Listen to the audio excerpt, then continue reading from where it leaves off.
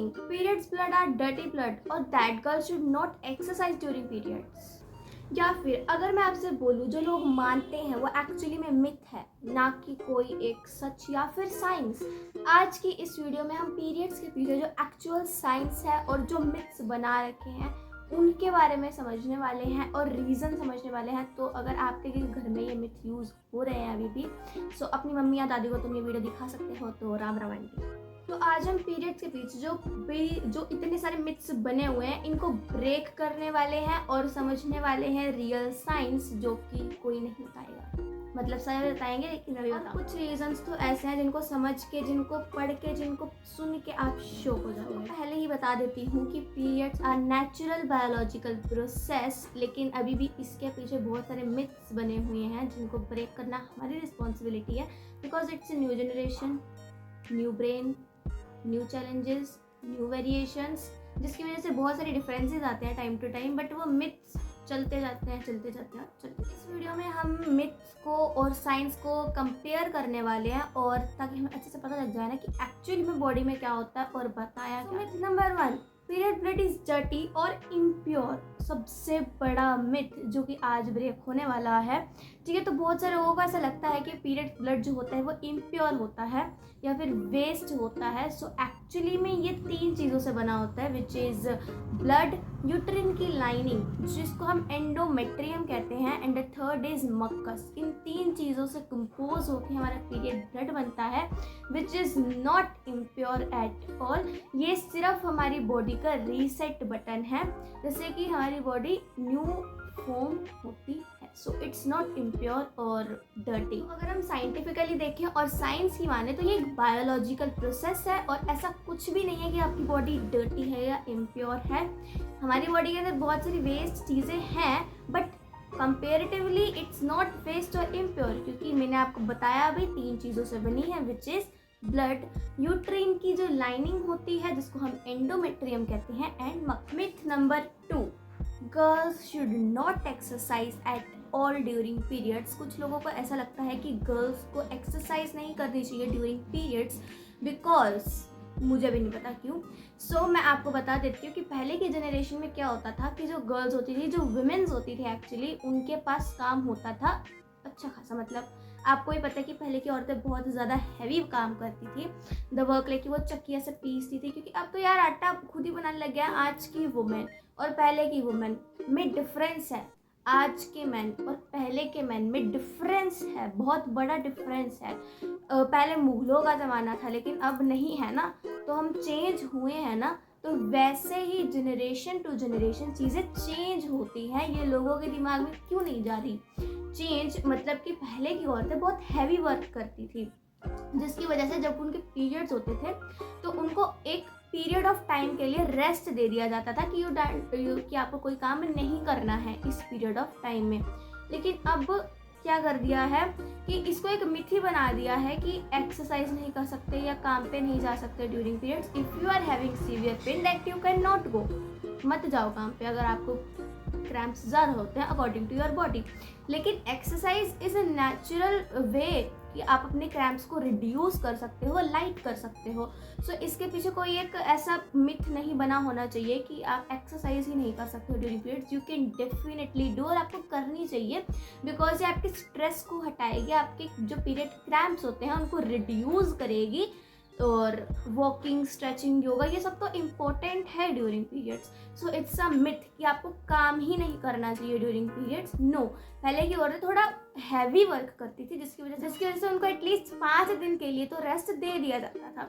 But अब की औरतें टेक चीज़ों में काम करती हैं, कंप्यूटर्स में काम करती हैं, दैट्स वाई उनको ज़रूरत है एक्चुअली वॉकिंग और स्ट्रेचिंग, योगा। जो एक्सरसाइज होती है ना, वो एक केमिकल को रिलीज करती है, विच इज़ एंडोर्फिन्स, जो कि हमारे पीरियड क्रैम्प को नेचुरली रिड्यूस कर सकती है। तो अगर आप ट्राई कर सको कि वॉकिंग कर लो, स्ट्रेचिंग कर, तो you must do that time of month. Myth number 3, periods must come exactly our 28। मैं आपको बता दूं कि एक जो नॉर्मल वुमेन की मेंस्ट्रुअल साइकिल होती है वो 21 to 35 डेज तक आ सकती है।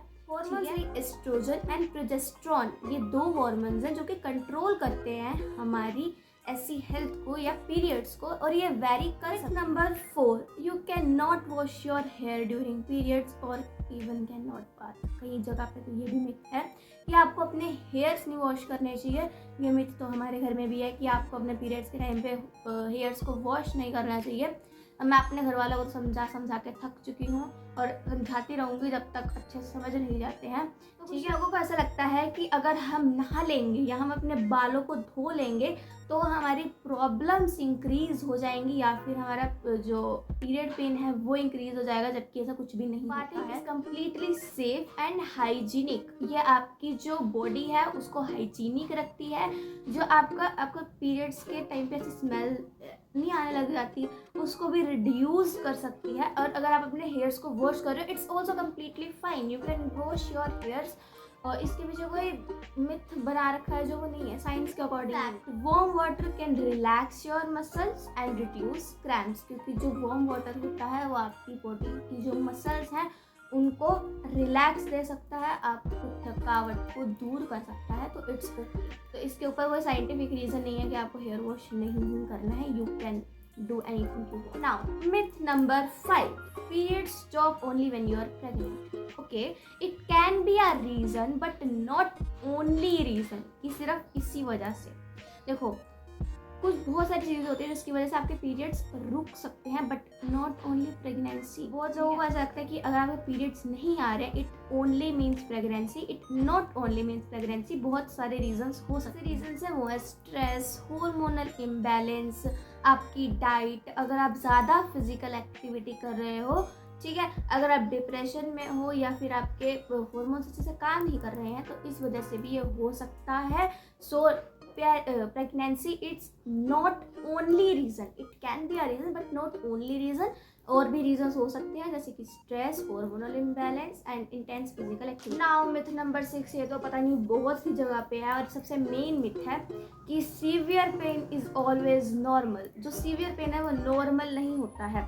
डिस्कम्फर्ट नॉर्मल हो सकता है, जैसे कि मैं ऐसे करके सो जाऊँ, मैं इस पोजीशन में सो जाऊँ, मैं गोरिल्ला बन के सो जाऊँ, ये सब ठीक है, डिस्कम्फर्ट ठीक है during periods, but not severe cramps. अगर आपको बहुत ज़्यादा पेन हो रहा है आपके स्टमक में या फिर छाती तक अगर आपका पेन आ चुका है, so you can definitely go to doctor और आपको चेकअप करवाना चाहिए अपना, बिकॉज इसके पीछे भी कुछ रीज़न हो सकता है। बट मैं इस चीज़ को भी मानती हूँ कि कुछ डॉक्टर्स भी कहते हैं कि अरे आपको तो सहना पड़ेगा, अरे ये तो हर लड़की को करना पड़ता है, अरे ये तो हर लड़की को दर्द बर्दाश्त करना पड़ता है।